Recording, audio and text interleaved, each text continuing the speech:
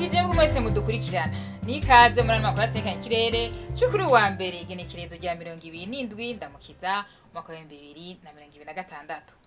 Mu gitondo haritezwe imvura.